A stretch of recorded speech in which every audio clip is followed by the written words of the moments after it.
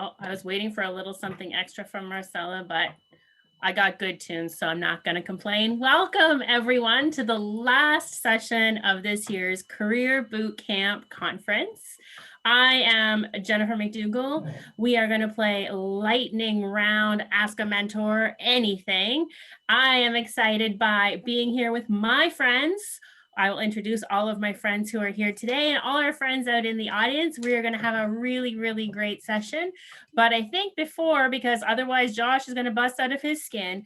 Josh got what he wanted, what he really, really wanted, which was we now have over 7,000 people registered for this year's Career Bootcamp. So thank you to everyone who is registered and those of you who even just registered today to come to this session on mentoring. I am Jennifer McDougall, the Senior Manager of Events and Partnerships for the Federal Youth Network. And today I am joined by my friend and colleague, Robert Armstrong. Would you like to introduce yourself, Robert? Hey everybody, bonjour tout le monde. Je suis gestionnaire régional à SPAC. I'm a regional manager at PSBC. I'm in Halifax, Shibuktuk. Bienvenue, welcome. So today I will be speaking in English and my bestie Robert will be speaking in French, and we will try to recap in our language what has just happened in the other language so that everything is understood by everyone in both official languages. Dans les deux langues officielles. So to get us started, first I'd like to begin by acknowledging that Robert and I actually are both on the same land. We are on the traditional unceded territory of the Mi'kmaq people. The Mi'kmaq people have lived on this land since time immemorial, and we are grateful to have the opportunity to be present on this territory. Bye-bye. Merci Jen, c'est un grand privilège pour Jennifer et moi d'être sur le territoire traditionnel des Mi'kmaq. C'est Mi'kmaqi, le territoire de nos amis autochtones. Donc, bienvenue. It's a pleasure to be here. Merci, Jen. So because we're doing this game show style and we're going to be doing it fast, and because we all know each other, we're going to be having a lot of fun today. So if you want to partake in the fun, what you can do is you can write your questions using the Q&A button and writing the question down in the language of your choice. So with the function Q&A, you can put in your questions that are for our panelists. If you want to have fun and talk to the other members of the audience, you can feel free to do so using the chat, but we won't necessarily see those questions, especially because we probably will be moving very quickly. Voilà. La fonction Q&A. So, la fonction questions et réponses est en bas sur la barre à outils. Donc, c'est là où vous allez mettre vos questions que vous voulez qu'on pose dans la langue de votre choix à nos panélistes. Il y a aussi la fonction clavardage où on peut discuter entre nous.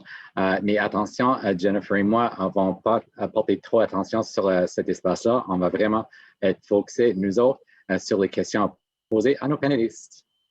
So in the Q&A function, you may or may not have seen this before at other events, you can actually upvote other people's questions. So you don't have to think of a brilliant question on your own. Maybe one of your friends has already put a brilliant question in there and you can upvote it. Robert and I will ask the questions that have the most votes because they'll be the ones that will appear at the top for us to be able to see. So to get us started, because we're all friends here today, our speakers have chosen to introduce each other instead of themselves or instead of us having to introduce them. So Josh is going to start us off by introducing Jennifer Thorne. Awesome. So it is my pleasure to introduce Jennifer Thorne. Jennifer is really a trailblazer in the government of Canada. One of the first people I knew who fully worked remotely for the last 2.5 years and does so from Mont-Tremblant. So if you have the pleasure of seeing anything that Jen posts on social media, it generally involves a mountain and snow. It might be my personal nightmare in terms of snow and mountains, but that's okay. Jen likes it. She has held roles with the Privy Council Office in senior personnel, currently with Public Service Renewal, and also with the Canada School of Public Service, and is a founding member of YMagine, the Young Professionals Network at ESTC. Alors, Jen a eu des responsabilités diverses dans les divers ministères, le Bureau du Conseil privé, et puis l'École de la fonction publique du Canada, ESTC, et puis était un des membres fondateurs pour le réseau YMagine en 1999. Est-ce que c'est correct, Jen? Oui, OK. Merci beaucoup. Et c'est un plaisir d'être ici avec Jen aujourd'hui. Merci beaucoup, Josh. Puis ça fait si longtemps que dans le temps, dans le dernier millénaire, on appelait ça Imagine, ou Imagine, pas Imagine. Donc, le nom a évolué avec le temps, comme toute bonne chose. Tel que mentionné, je suis à Mont-Tremblant, sur le territoire non cédé du peuple Anishinaabe-Algonquin. And I have the pleasure of introducing my colleague Josh. And so Joshua Flame a commencé sa carrière dans la fonction publique à Ottawa au sein de l'Agence du revenu du Canada. Il a occupé des postes dans plusieurs domaines au cours des 10 dernières années. Il est titulaire d'un baccalauréat en études internationales de l'Université York et a vécu à Ottawa, Toronto, Vancouver et Honolulu. Donc, ça explique peut-être pourquoi c'est son horreur d'être dans les montagnes et dans la neige. Dans ses temps libres, il participe à des triathlons et à des épreuves de course à pied et de cyclisme au Canada et aux États-Unis. So maybe I think Hal and Joanne from Particip Action maybe had a role in getting him this extreme into this extreme fitness stuff when he was younger. And so Josh, if you did not know, became the national chair of the Federal Youth Network, or FYN as we call it, FYN, in November of 2016.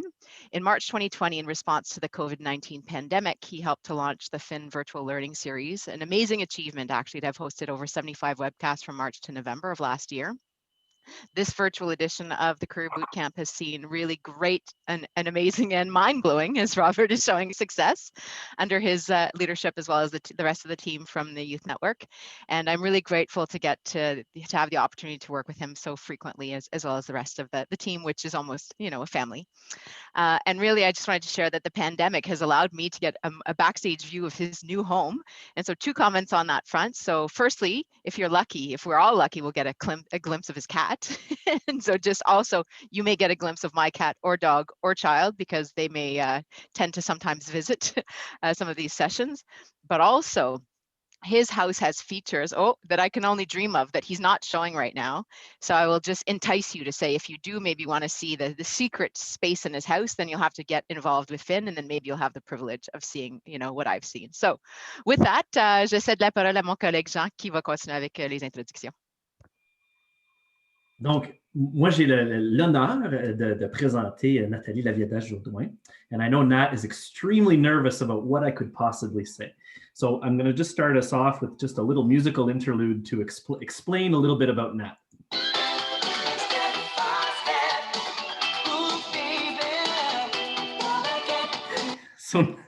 So Nat is a big New Kids on the Block fan. For those of you who did not know that. That was one of the things I found out about Nat very early on. And something else that I know she just wants me to say, and God, you're lucky I didn't find the picture about this, she was also part of a hip hop dance crew sometime in the 90s. So there are pictures online for this, I assure you. Now, in Nat's more serious roles in the public service, I can focus on that as well, Nat, absolument. Nathalie est directrice générale de l'équipe de Respectful and Inclusive Workplace à l'École de la Fonction Publique. And something that I'm sure she knows, but would probably be too humble to say, I'm honored to be on this panel today with one of my mentors. And Nat has always been a mentor to me. We weren't even working closely together at the time, and we just met up once and just started to talk about stuff. I've called her out of the blue when things weren't going 100%, or I couldn't see eye to eye with someone or anything like that. And she has always been there. And I know we're going to talk a lot more about mentorship throughout this all.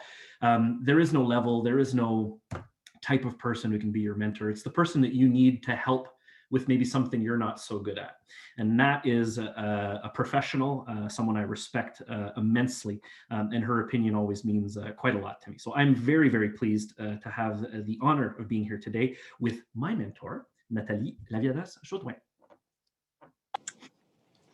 Oh my gosh, you started me off, Jean, with laughter, and now I'm a little moved. So I really appreciate that. Merci beaucoup, Jean. Yeah, I'm really moved. Thank you.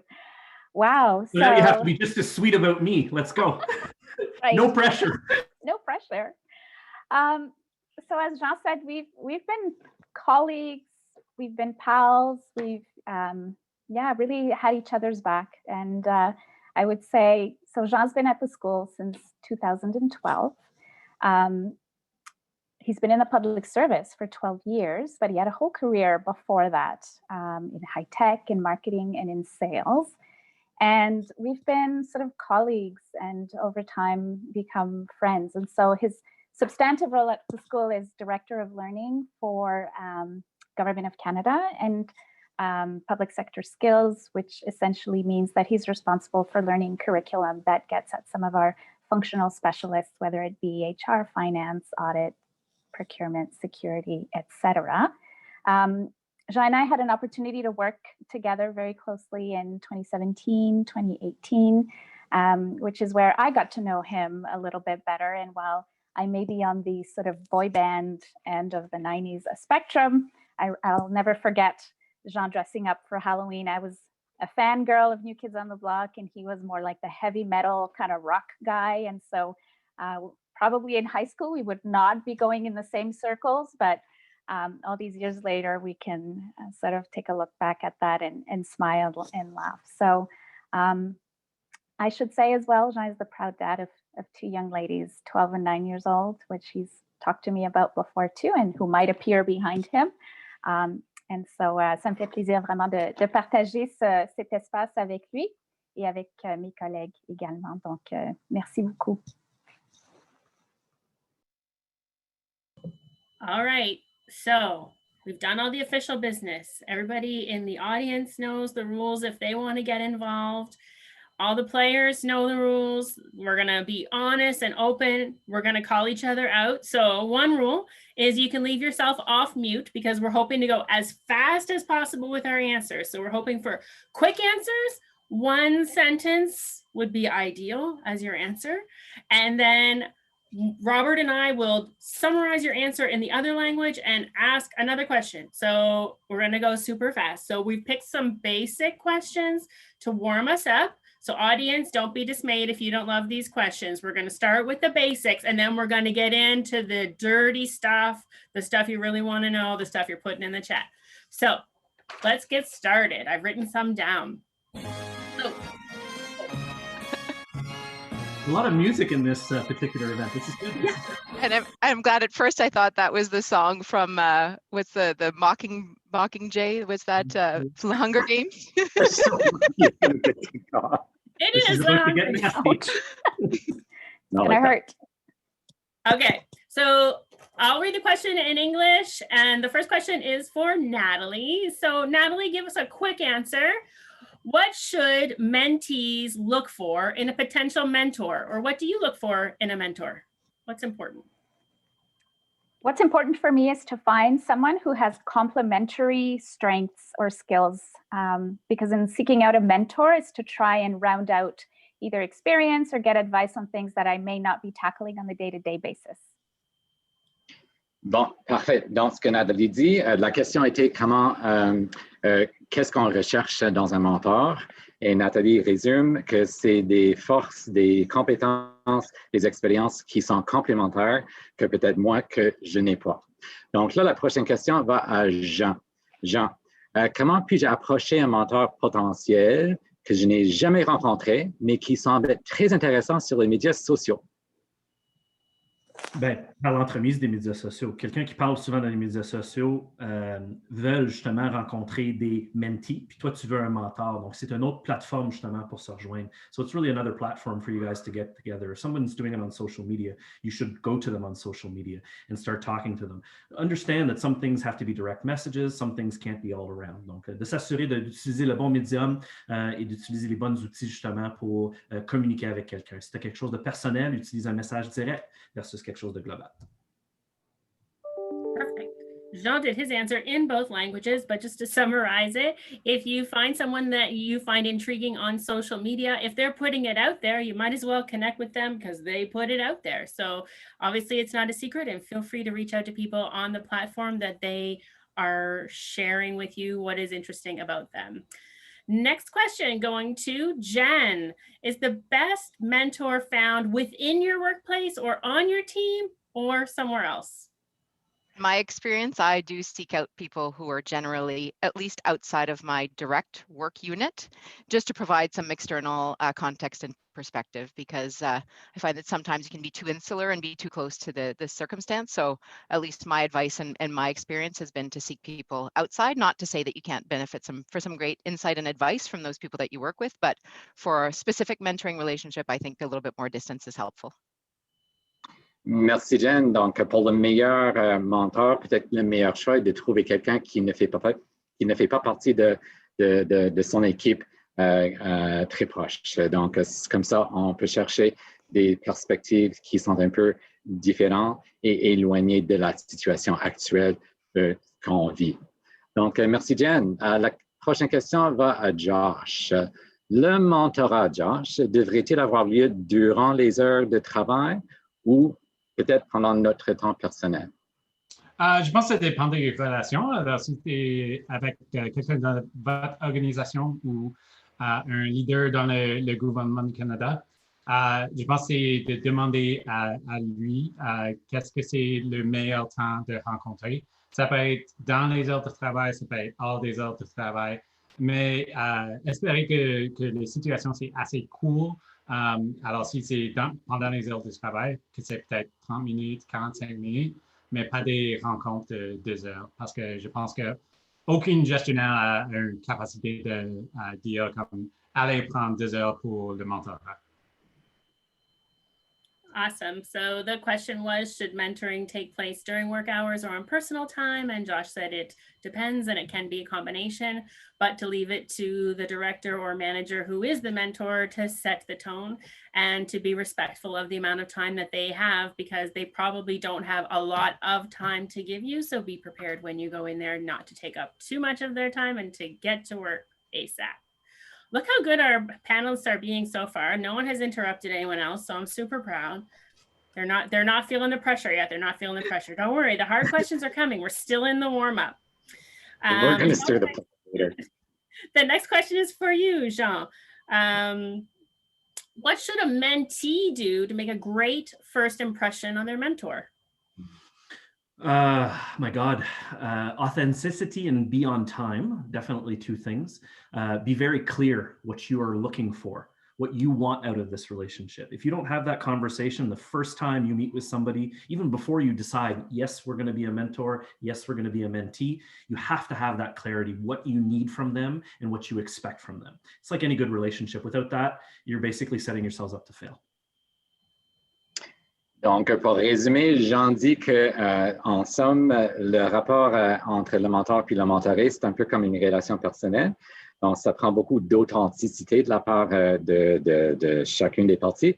Une chose qu'il dit, qui est importante, c'est d'être à temps. Donc, pour les discussions qui sont arrangées, là, soyez à temps. Donc, respectez le temps qui m'appartient et soyez clair en ce qui a trait à ce qu'on veut. De la situation. Quels sont les objectifs, quelles sont les choses qu'on veut voir dans l'avenir du rapport entre les deux. Donc, Jen, la prochaine question, c'est pour toi. Et c'est à cause de ton travail avec le Bureau du conseil privé et de Au-delà 2020. Est-ce que tu peux nous expliquer c'est quoi un mentor inversé? Donc, si je me peux, j'avais levé ma main. Je voulais juste renchérir un tout petit peu sur la réponse à Jean. Puis je pense que la question de la préparation pour surtout la première discussion. Puis même la préparation peut être que tu ne sais pas exactement ce que tu as besoin, puis de demander conseil. Je pense que des fois, on peut être un peu vulnérable, mais de mettre les choses claires, le plus clair possible sur la table dès le début de la relation, je pense que ça l'aide à au moins partir du bon pied. Donc, je voulais juste rajouter ça. L'idée d'un mentor inversé, c'est vraiment la question qu'on n'a pas besoin d'être nécessairement une personne qui est à un niveau supérieur pour avoir des avis et conseils à partager, des perspectives, puis être capable d'aider quelqu'un d'autre. Donc, on peut faire appel à des collègues qui peuvent être dans d'autres domaines ou qui peuvent être plus juniors à nous. Moi, comme on disait tout à l'heure, j'étais heureuse de faire partie une des premières communautés des jeunes fonctionnaires, puis je me suis toujours trouvée jeune, mais là, je réalise que je suis plus jeune. Et donc, il y a des choses que j'ai à apprendre des gens qui se joignent à la fonction publique et c'est très ouvert, s'il y a des nouvelles technologies. Puis surtout, je pense qu'on l'a vécu peut-être un peu plus dans le domaine actuel avec les nouvelles technologies, les systèmes, certaines personnes qui étaient moins familières avec des façons de travailler qui n'étaient pas physiquement dans des bureaux, ont dû changer leur façon de faire, puis on est capable de faire appel vraiment à peut-être des jeunes ou des gens émanant de différentes communautés pour nous appuyer dans notre apprentissage et notre développement. I'm supposed to recap in French or in English. Oh my gosh. Okay, don't rely on me. So Jen was talking about reverse mentors because she works for Public Service Renewal, the Privy Council office with Beyond 2020. So if you're not familiar with the Beyond 2020 framework, it does talk about mentoring and reverse mentors. And what Jen explained is that someone doesn't need to only learn from someone who is higher up than them on the food chain or in the hierarchy, that we can all learn from each other. Next question, Natalie. How do you break up with a mentor if the relationship has run its course or if the connection is not beneficial? I would See, say yeah, it's a hard one. So look, there's no perfect way, but I would say if you were to break up with me, Jean Cardinal. No boiled bunnies, I promise. I think it goes back to authenticity. I think what would be worse is to just completely disappear. The public service is a small place. And so my best advice is to thank your mentor and say that, you know, what you've appreciated about that relationship and that you'll sort of keep in touch if anything comes up and just sort of close it. But I think that the worst thing that I think the most difficult thing would be to just completely disappear and ignore it didn't happen, because that kind of stays with you and it can come back and haunt you later in your career. Nathalie, donc, comme toute bonne relation, il y a de bons débuts puis de bonnes fins. Et donc, Nathalie explique que c'est vraiment une question de continuer à être authentique, comme Jean avait dit avant, et de remercier la personne, d'expliquer pourquoi cette étape doit prendre sa fin et de ne pas disparaître complètement, parce que quand même, la fonction publique, c'est une grande famille. Les chemins vont se croiser encore une fois et il vaut mieux garder sa réputation dans l'avenir. Donc, c'est ça. Merci, Nathalie. C'est une très bonne réponse et c'était une bonne question, Jen. Nicely played. Oui? Demande la question qui va avec cette question-là que tu aimes sur la liste. Lequel? Ben, question numéro 8. Oui, c'est ça. Donc, la question suivante, c'est la question vraiment de... la question est la suivante. Que faire, et ça va, Jen, que faire si votre mentor disparaît complètement? Donc, c'est exactement l'opposé de ce que Nathalie vient de nous expliquer. Appelle la police. So, le mentor disparaît, puis il n'y a pas de continuité, on ne sait pas quoi faire. Donc, qu'est-ce qu'on devrait faire? Ben, un peu comme Nathalie disait, il n'y a pas de bonne réponse. C'est comme une relation amoureuse, si tu veux. Voilà. Si la personne elle disparaît, puis tu n'as pas de nouvelles, c'est peut-être aussi difficile. Donc, c'est un peu les mêmes principes. On peut faire des essais, d'essayer de comprendre un peu du outreach là, auprès de la personne directement. S'il y a un réseau autour de la personne avec qui on a transigé, on peut chercher à avoir un peu... Désespéré, là. Pardon? Je ne veux pas avoir l'air désespéré. Non, exactement. Donc, je pense si après quelques efforts, on n'a pas de succès, c'est peut-être le temps de considérer un changement de relation et s'il y a lieu de se trouver un nouveau mentor. Ça serait mon conseil, mais je suis certainement ouverte aux autres perspectives, d'autres peut-être d'autres idées.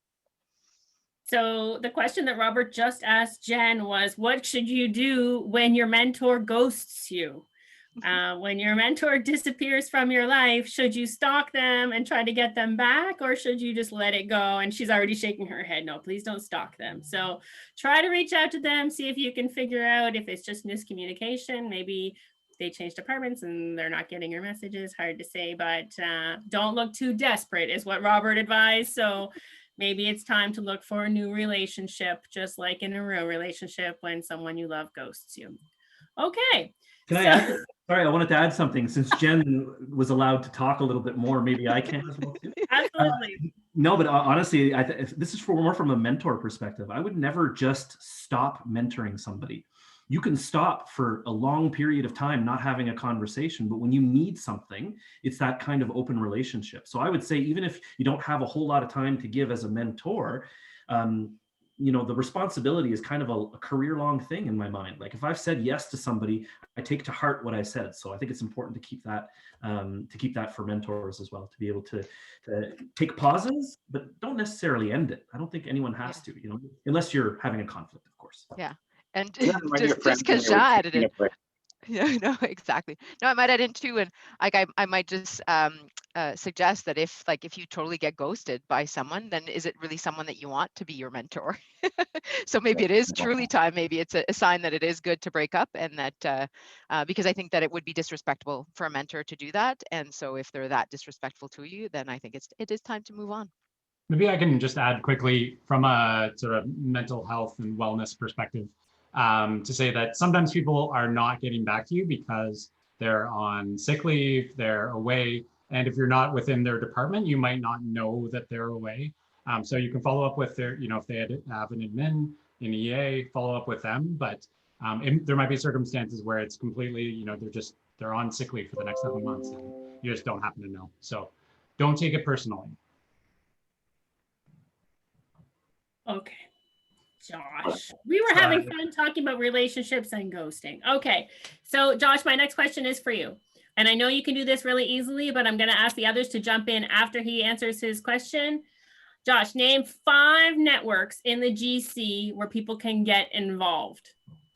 Federal Youth Network, Communications Community Office, Policy Community Partnership Office, National Managers Community, Indigenous Federal Employees Network, Federal Black Employees Caucus. You're just showing off now, Josh. Sorry, More than 5. That's already, yeah.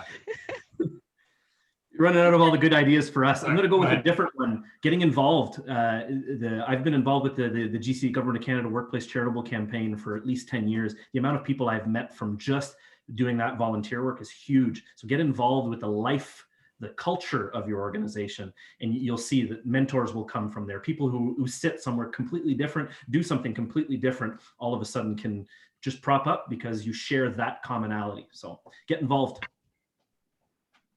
Donc, so first of all, there's a question in the chat about the full list. So if you guys want to type some of those in, that'd be great. They all have kiosks out in the lobby. So if the way you came into this session, there's kiosks out there for the GC communities, and most of them are out there. Donc, il y a des kiosques pour les réseaux qu'on vient de mentionner. Je vais juste faire un petit résumé. Donc, la question était quels réseaux sont les plus intéressants au niveau de la fonction publique fédérale. Donc, il y a quelques-uns, le réseau des jeunes fonctionnaires fédéraux, il y a la communauté nationale des gestionnaires, il y a le réseau des employés autochtones fédéraux, il y a le caucus des employés noirs de la fonction publique du Canada. Il y a aussi d'autres organisations comme la campagne charitable en milieu de travail. Donc, bref, le point le plus important, c'est de s'impliquer. Donc, oui, il y a beaucoup de réseaux, beaucoup de communautés de pratique, beaucoup de comités même au niveau de chacun des ministères et chacune des agences. L'important, c'est de s'impliquer, de faire partie de quelque chose de plus important que votre travail quotidien. And if I could just maybe add on to what everyone else has shared, is just that idea that for each community, so whether it's a function, the communications policy, regulatory, so on and so forth, there's probably a community for you for every different kind of group that you might associate to or have an interest in. And one of those, that's one of the things that I might also kind of say is not because you're not a youth that you can't participate in a youth network event. So just see where you have an interest, and there's most likely a group for you. And as Robert was just saying, there are some that are interdepartmental that go across the public service that are national in nature.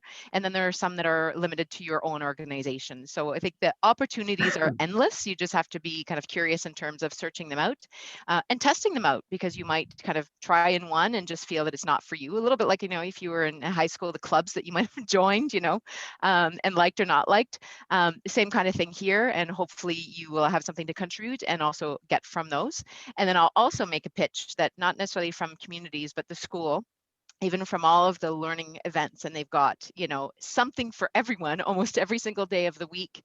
You might there as well be able to learn and access, either learn about a community, about a theme, or someone that might inspire you to, and that you might reach out to become a mentor. So, sorry. Non, merci Jen. Donc, on peut prendre son inspiration de n'importe quelle des communautés de pratique qui existent. Et c'est pas quelque chose de permanent. S'il y a rien de valeur maintenant, on peut aller voir un autre. Et même, on peut en créer des nouveaux comités, des nouvelles communautés. So, One Team Gov que je porte aujourd'hui, c'est quand même quelque chose d'assez nouveau. que le monde a décidé de créer il y a quelques années. Donc, la prochaine question, je vais le poser à Nathalie. Est-ce que je peux chercher un mentor si je suis toujours en probation? Donc, je ne suis pas employé comme un réel employé, un employé pour de vrai et pour de bon. Est-ce que le mentorat est toujours pour moi?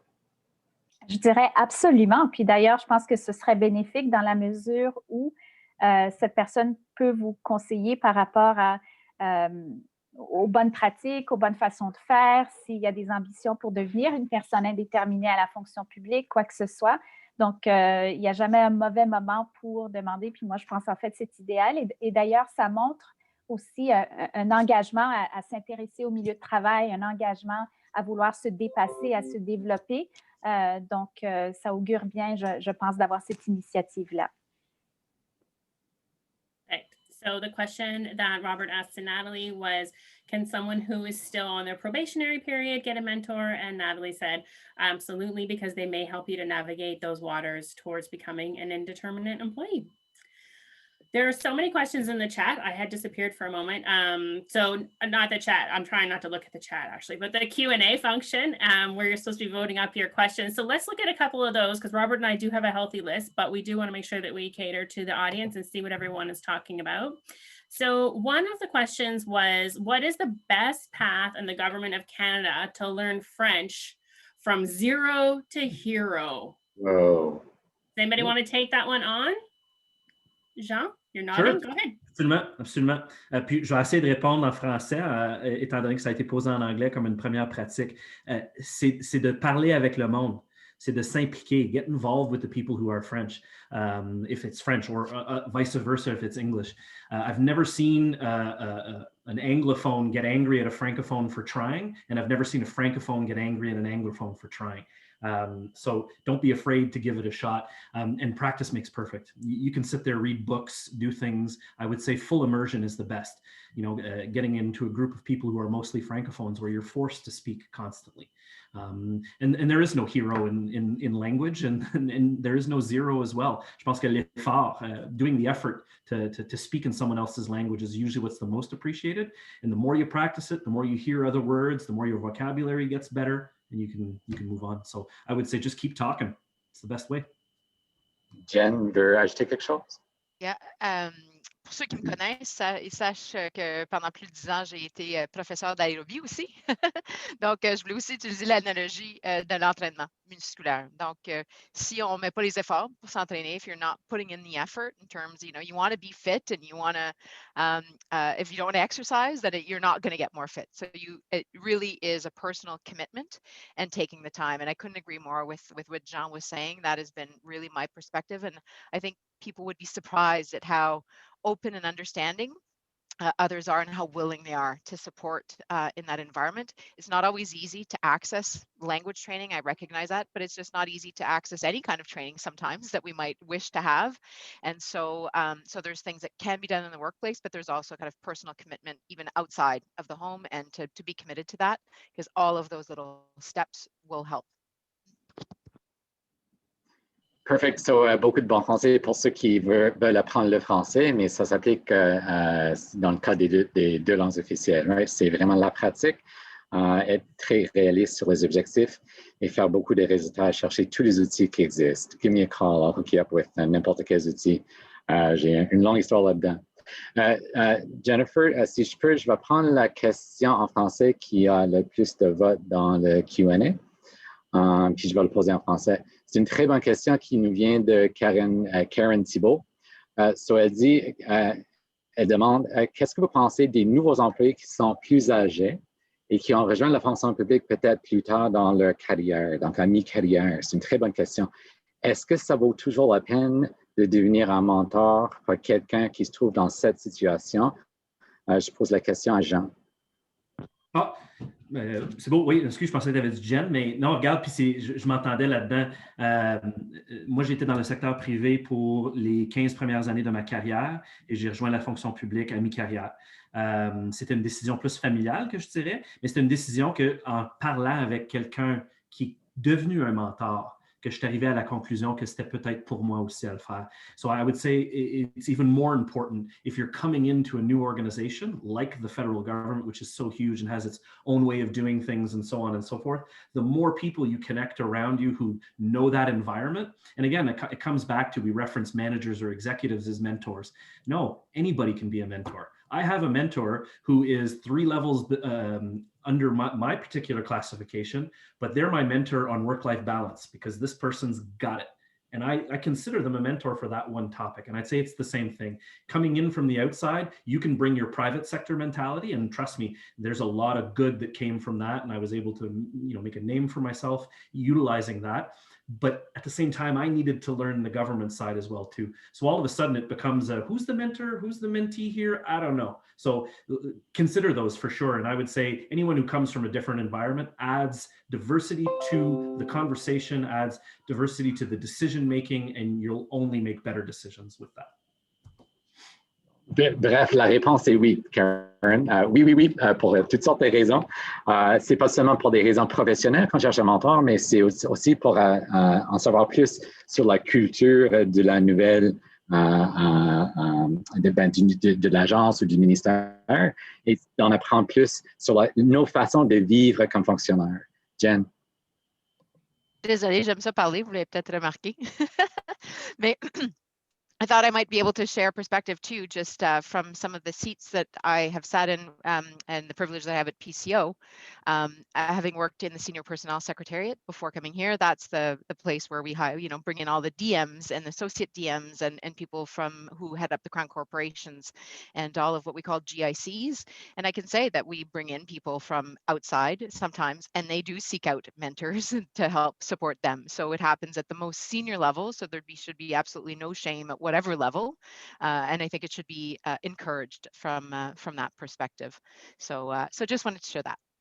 And also, I think that I've heard the clerk himself say, the clerk of the Privy Council, sorry if I just said clerk, but our big boss of all of us say that we all have to realize that none of us know all of this and can figure it out by ourselves. And so it's about Jean, except for Jean, sorry. But it is about recognizing when you need help and to seeking out that help before it's kind of too late as well. So I'd share those two pieces.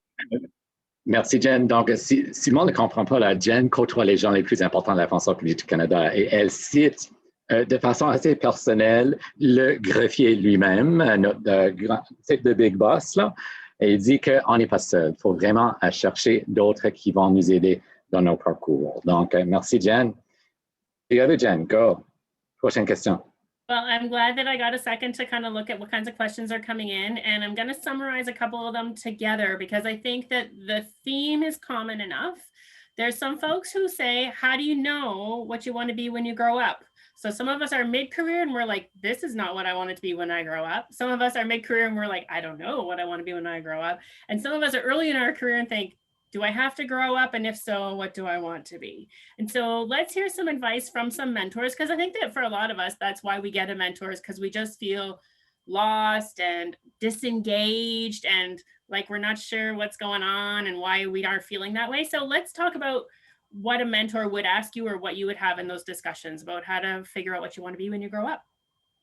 I'll skip this one because I haven't grown up yet, so I'll let Nat maybe take it. Or I think that could be true, so we will let you have a pass on that, Joe. Thank you. So maybe, I guess as a mentor, I'd ask beyond where you want to be is like, what contribution do you want to make? Because to be perfectly honest, when I started, and we're back in the 90s here, so you're going to see the theme, but when I started in 1999 in the public service, I did not imagine that 21 years later, I'd be sitting here being asked for advice around mentorship, holding the position that I do. That's not necessarily what I had carved out because I didn't know, but I knew that I wanted to make a contribution. I knew and I received feedback that, management, I had competencies for that. I should explore that further. And this has all been through different mentors throughout my career. So I guess what I would ask is what contribution are you looking to make? And how do you then position yourself to feel like you're making that contribution? And then where things take you, they'll take you. But I wouldn't necessarily, it's perfectly great to have ambitions and to aim for a level, but I would say that that's not where I would lead in terms of my questions to my mentees. It's about what contribution you want to make, because you can make it at any level, to be really honest. It really is about what it is that you want to do and feeling good about what it is that you're doing. Merci, Nat. Donc, la question était que faire quand on ne sait pas exactement où se diriger où on en est dans sa carrière. Donc, on se questionne beaucoup. Donc, Nathalie résume avec la question à se poser. Et la question est la suivante. Quelle contribution est-ce que je veux apporter à la fonction publique, au mandat de la fonction publique, puis au Canada?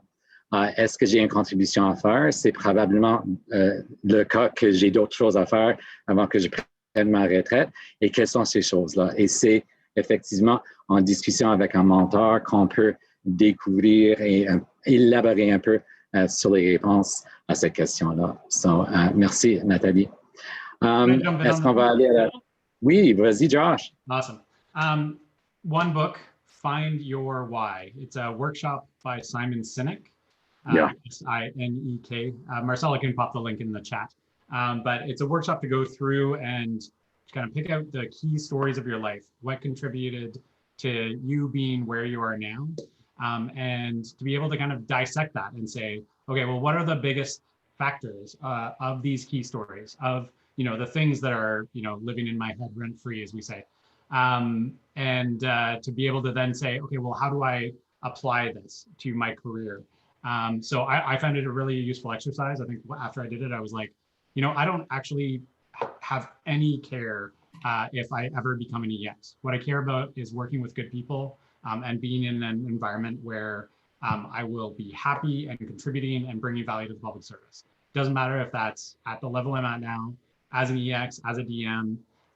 That's what matters to me, is people and bringing value back to people. So take a look at that. Spend, you know, spend like 3 or 4 hours on that workshop with somebody who won't mind if you cry, because there's a lot of crying. Jen and I tried to do this with a group. There was far too much crying and far too much need for external resources. Do it with one other person and you will not regret it. No, the workshop is not offered through CSPS for the person who wrote that in there, probably because there's too much crying. So you should get the book and do it self-directed or call a coach or EAP. So I think that that's something that we do want to talk about, though, is that your mentor, and we had this question in an earlier session today, that's how I know, your mentor is not necessarily a coach, and know when it is that you need those two things from your mentor, because your mentor is not necessarily trained to coach you through some of life's tough decisions. So you may need someone who has the training and the background to work on some of those tougher decisions as well. So that leads us into the next question, which is a little bit generic. So I'm sure everyone will have something to add to it, and then we'll start digging a little deeper. What do you talk to a mentor about? Everybody says it's so important to have a mentor. Well, you're a newbie, you invite your mentor for coffee, and then you get there and what? What do mentors and mentees talk about? I can start on this one. I talk to Nat a lot about my fascination with Star Trek, and she just shakes her head every time I do it. It's everything. It's everything. Like, you know, yes, there's a lot that's career focused. Others, it's maybe mental health focused. Others, it's this or it's that. And in your selection of your stable of mentors, I would say, because one is limiting in my opinion, but in your stable of mentors, what are the elements that you need a hand with? We talked about things that we can align with. I absolutely agree with that. But I would also say, what about somebody who thinks completely different than you? Someone who will challenge the things that no one else around you will challenge because of the groupthink mentality. You hang out with people who are like-minded, who think like you. Donc, c'est important de justement dissocier que c'est un sujet seulement. C'est la personne avec qui tu parles, puis le genre d'interaction que tu veux avoir. Je veux quelqu'un qui me donne des défis, ou je veux quelqu'un qui est juste là pour m'écouter. Tu sais, puis encore une fois, c'est toi qui as besoin de prendre cette décision-là. That's my part. I can keep going. So, la question était de quoi parle-t-on dans une discussion entre mentor et menté. Donc, c'est vraiment n'importe quoi, un peu de tout. L'important, c'est d'être ouvert à parler de tous les sujets qui sont importants, que ce soit des défis professionnels, des questions de carrière à long terme. Mais ce que j'apprécie beaucoup, c'est que Jean a aussi mentionné l'importance de l'écoute. Donc, ce n'est pas seulement la participation active, le partage de ses opinions qui est peut-être le plus important, mais d'être à l'écoute de la personne pour que la personne découvre elle-même ce qu'il faut faire ou peut-être ce qu'on peut tenter de faire. Donc, je vais suivre la question avec la suivante. En quoi consiste, mettons qu'on cherche à partager trop d'informations. Je veux être délicat. So, TMI. So, définissons ensemble où on ne devrait pas aller dans nos discussions de mentorat. So, Jen, commençons avec toi. When is that a case où on parle de trop de détails, peut-être?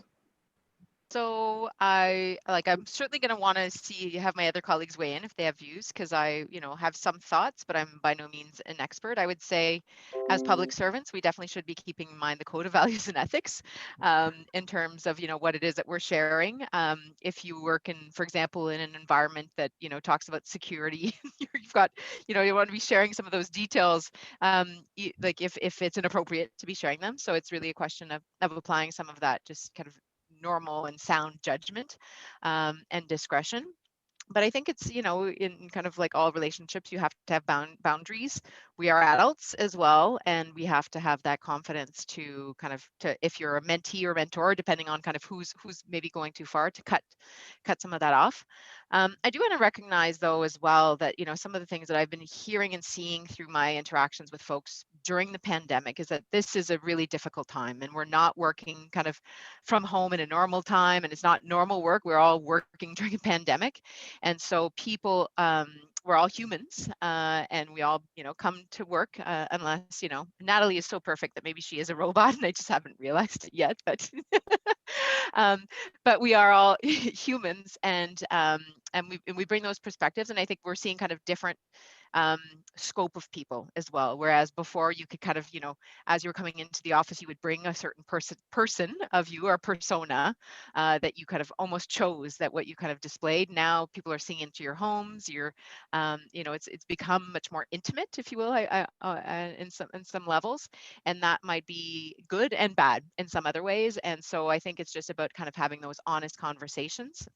And I think that there's no kind of magical kind of here is the boundary and barrier. Every situation is going to be different, and it's just trying to have those honest conversations. And I think as well, as a mentee or mentor, it's not, you can go and seek out advice from colleagues too. Like if you're in a mentoring relationship and it's not working for you, or you're having trouble, you can seek out advice from some of your peers or colleagues. So those are my thoughts, but feel free others to jump in, refine, contradict. Maybe I'll jump in. I'll say there's one boundary. Make sure that you think of a mentor as more a mentor coach. They are not a counselor. They're not trained to be a counselor. They're not trained to be your EAP. And one way I look at mentoring is based on this book called Tao of Coaching. I'll put the link in the chat. But it breaks down those kind of like a mentor is a coach. A mentor is not, a counselor. A mentor does this, a mentor does not do that. I found this really interesting in terms of some of those ways to look at mentoring and what the limits are of a mentor and mentee relationship. So I put the link in the chat there. Sorry to sell you books. I swear I don't get any referral links for these, just to be clear. No, some people are looking for recommendations, so c'est excellent. Donc, juste pour résumer un peu la discussion, la question était où est-ce que c'est possible d'aller trop loin dans la discussion entre le mentor et l'autre? Donc, comme Jennifer et Josh m'ont expliqué, oui, il y a des barrières au niveau professionnel, au niveau de nos valeurs et de notre éthique professionnelle de la fonction publique. Mais ceci étant dit, on vit présentement une situation assez extrême avec la pandémie. Tout le monde travaille à la maison, puis on se voit chez nous. On est tous à la maison, donc il y a un peu plus d'intimité et de partage de notre vie familiale et personnelle. Donc, c'est pas comme si on était dans le bon vieux temps, même à 10 mois. Donc, il faut être quand même assez prudent dans les discussions, mais assez humain quand même. Donc, Jen, la prochaine question. All right, so let's try to hit a little bit of a lightning round. We'll pick up some speed. Cool. All right. Jean, what's the best department to work for? Ooh. What's the cool one? Cool one. I would say look at Smalls. Smalls have very specific mandates, but there's a small niche group of people. It's a good way to progress your career quickly and get to touch a little bit of everything. Okay. Oui. Merci. Natalie? Jean, Oh. Jean évite la question parce que la question était quel ministère est le meilleur à travailler. Puis lui, il dit que les petits sont très intéressants. Donc là, pas de réponse. Très bien. Natalie, where can you find out which departments are cool to work for? Bonne question. Vraiment, ça dépend de ce que tu veux faire. Parce qu'il y a peut-être des ministères que tu considères pas cool, mais c'est peut-être parce que le sujet ne t'intéresse pas ou le mandat ne t'intéresse pas. Donc, moi, j'irai avec ça. Mais si mes collègues ont d'autres points de vue, moi, je commencerai par, like, what do you want your contribution to work? Do you want to work in policy? Do you want to work in operations?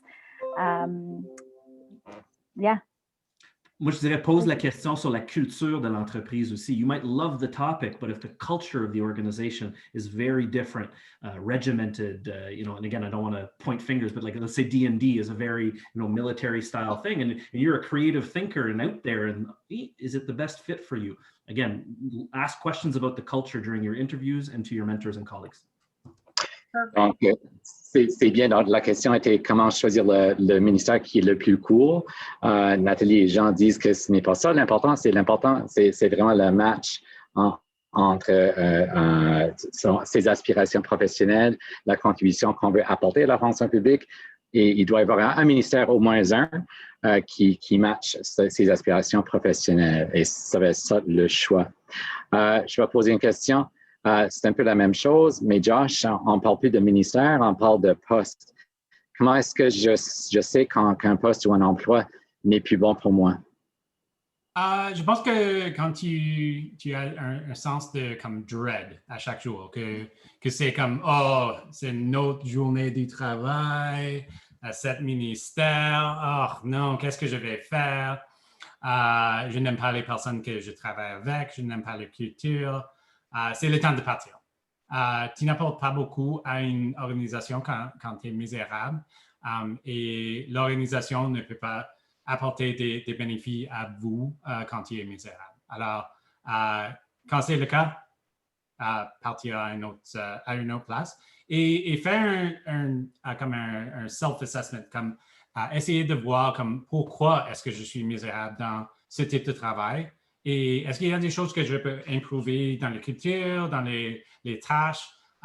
Et sinon, est-ce que je peux éviter ces tâches ou ce type de culture dans le futur? Si je peux l'ajouter. Oh, okay, go ahead, Jen. Sorry, and I know it's lightning round, but I just wanted to add, because I think also for me, the advice that I've always given is when you feel like you've started learning, is stop learning. Si on sent qu'on s'épanouit plus dans un travail, c'est peut-être le temps de chercher d'autres choses. Je pense qu'il y a des moyens de rester dans le même emploi ou dans le même ministère, dans la même équipe pendant toute sa carrière. Puis si on continue d'apprendre, mais dès qu'on a un sentiment de stagnation, puis de désintérêt, puis qu'on n'est pas en train de s'épanouir, c'est à ce moment-là que moi, du moins, j'encourage les gens à chercher d'autres occasions. So the question was, how do you know when it's time to change your job? And the answer from our crew seems to be, as soon as you dread your job and you're not engaged and you're not learning, it's time to move. So all the questions that I have lined up, I'm going to do 3 quick ones. How long should you stay in one job? Who wants to answer that one quick? Until you're no longer wanted. So, or until you no longer want them, which was our until answer. you no longer want them. Very good point. Yeah, les deux, absolument. Absolument. Donc, combien de temps est-ce qu'on devait rester dans un centre d'emploi? Mais jusqu'à temps qu'on ne se sent plus à l'aise ou que le ministère ne se sent plus à l'aise avec toi. So, si tu brailles dans la douche le matin, c'est le temps de changer de job. So oh my God. In the shower in the morning, it's time to change, okay? Yeah. Listen to your body. How long should you stay at one level before trying to climb a level? Good. If you're still learning and you're still growing and you feel like that's helping to advance you professionally, then you're good. And if you feel that you have a contribution to make at another level, it probably means you've learned everything you needed to learn at that particular level. So there's no sort of magic recipe, but you know when you've gotten everything that you could get out of that, and seek out a mentor to ask exactly those questions. Bon, donc monter d'échelle, oui, vas-y, mais peut-être on peut rester un peu plus longtemps à son propre niveau si on est toujours en train d'apprendre quelque chose. C'est une bonne réponse. Merci, Jen. Prochaine. What about departments? Can you spend your whole career in one department, or should you check out some different departments just to see what's going on and make sure the grass isn't greener? So I can take this one because I've been at the Canada School for 20 years. And many would say, wow, that's shocking. How could you do that? But I have learned, grown. I've had so many fascinating opportunities throughout the 20 years that while I was torn because I felt the pressure of having to leave the organization to get to that next level, I always felt I had something to contribute. And I was given feedback that I was still contributing. And so I think now that I'm 20 years in, it's less of a conversation for me on whether it's been too long because that ship has sailed. There are benefits to exploring, but it really depends on what you want that contribution to bring. I did leave the school for 9 months actually to go work alongside Jennifer at PCO, and that was one of the most enriching 9 months that I had as well. So again, it's really, I think we have to avoid generalizing, to be honest, and really focus on what contribution we want to make. I personally, if we're being really honest, think that we put too much weight in terms of getting to that next level. It just gets smaller, the pool gets smaller. C'est pas tout le monde qui va devenir sous-ministre, c'est pas tout le monde qui va devenir sous-ministre adjoint. So, si on peut retourner à l'essence de la raison pour laquelle on est ici, puisqu'on veut contribuer, je pense que ça nous fait nous poser peut-être des meilleures questions et peut-être que l'enjeu de est-ce que je devrais être à ce niveau, est-ce que je devrais rester ici longtemps, pas longtemps, it comes back to what it is that you want to do, the contribution you want to make, and the best place for you to be able to do that. See, that's why humble opinion. Sorry. Non, mais là, c'est vrai. That's why you're there now. Parce qu'il n'y a aucune honte à rester dans un ministère, à rester dans une agence, à même rester dans un poste. Parce que là, si on aime beaucoup aller à son travail à tous les jours, là, ça nous dit quelque chose, right? Qu'il y a une contribution qui se fait à tous les jours, peut-être pas à tous les jours, mais presque. Et on se sent valorisé, on a l'impression qu'on donne quelque chose à la fonction publique et aux Canadiens. Oh my God, I've just got on a soapbox. There's so much happening. There's so many questions in the chat and in the Q&A. I want to ask every one of them.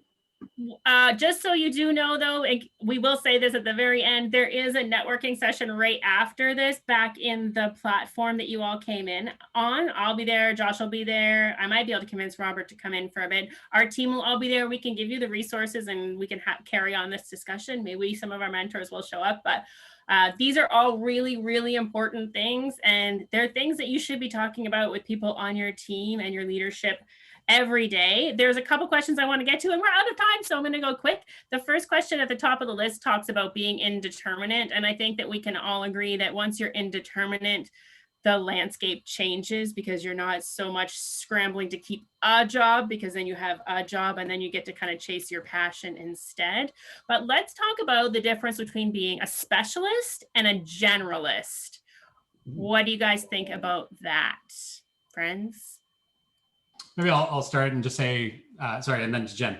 But I think it depends entirely what you are working on. I think of those of us on the call, I think lots of us would describe ourselves as generalists. I started in tax administration and worked for immigration, worked for the Canada School, worked for Federal Youth Network. And I've done a whole plethora of things, but that's not everyone's cup of tea. Some people want to specialize on one workload and spend their entire career on it. Jen, over to you. No, I was just going to say very similar. I don't think there's one answer, and it really depends what you're passionate about, what you're interested in. I think there's great value in having specialists that really know subjects intimately that can be relied on for advice and guidance and to do specific types of work. But I think I've benefited, and I'm definitely a generalist. The fact that I've worked in G's and C's, I've worked in ATIP, I've worked in policy, I've worked in governance, I have walked in those other people's shoes. And so when I'm having to work and collaborate with others, I have a better, I think, understanding of where they're coming from, what they're looking for, so I can bring that in terms of my contribution. Merci Jen et Josh. Donc la question, c'est vraiment le grand débat spécialiste ou généraliste. Il n'y a pas de bonne réponse. Il y a de l'espace, c'est la fonction publique quand même, il y a de l'espace pour les deux. Donc là, si on veut chercher et chasser sa passion là, et on veut se spécialiser, oui, il y a des postes pour vous. Là. Mais c'est pour le reste du monde qui veut être généraliste, qui veut expérimenter un peu de tout, oui, il y a beaucoup de postes qui vous conviennent, vous aussi. So we ran out of time. I had a feeling that was going to happen. I'm really excited that we brought in the right people. We got a lot covered in a very short amount of time. To summarize this session, find a mentor. You don't have to have a formal mentor. Have coffee with someone who you respect and admire, whose values are similar to yours, but who isn't the same as you, so that they can challenge you a little bit. If you need a coach, there's a whole coaching community of practice, people who would love to practice coaching you through thinking through some of your career paths. Josh and I, our passion for Career Bootcamp really is based on the fact that there's nearly 300,000 of us. If you don't love the job you're in every morning when you get up, there's another one. So don't do that job that makes you sad. We'll help you find another one. So head to the resources that we have on the GC Wiki. We're going to be posting the recordings of all the sessions on our Fin YouTube channel. You can go back, you can reconnect with some of the folks that you've met through the chat, some of the speakers. Think about where you want to take your career, because each career path is as unique as each individual who takes it. So we hope you've had fun at Career Bootcamp. We will be heading over to the networking session out in the lobby if anybody wants to come out and chat out there. Let our team know if you don't have any of the links. And thank you to our mentors. We put a lot of pressure on you. This was probably the scariest panel to be on, because we didn't even know what we were going to ask you. So thank you for playing with us, friends. Merci à tous et à la prochaine. Ça a été un plaisir. Merci.